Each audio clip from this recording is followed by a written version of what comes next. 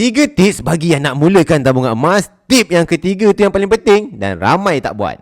Jangan lupa save untuk rujukan nanti. Saya dapat soalan, kalau simpan RM1 setiap bulan, boleh capai berapa gram selama setahun? Untuk maklumat tuan-puan, harga emas ada naik dan turun dalam jangka pendek. Tapi kalau anda konsisten menabung RM100 setiap bulan, mungkin anda berjaya kumpul banyak atau kurang. Tapi itu tidak menjadi masalah jika anda follow 3 tips untuk berjaya dalam tabungan emas.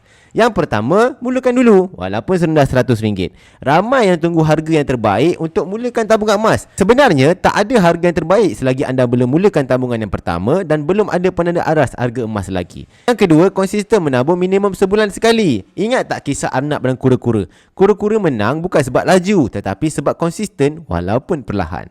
Dan yang ketiga, tambah ilmu emas. Pesan Imam Syafi'i, siapa yang inginkan dunia, kena ada ilmu. Siapa yang ingin ke akhirat, kena ada ilmu. Dan siapa yang inginkan kedua-duanya, kena ada ilmu. Pesan guru emas saya, emas tidak menjadikan anda kaya, tetapi ilmu tentang emas.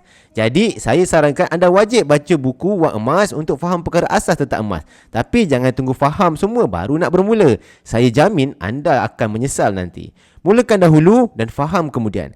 Bagi yang belum bermula, lihat pin video saya atau boleh klik link di bio untuk saya bantu sebaiknya. If you learn something, please comment.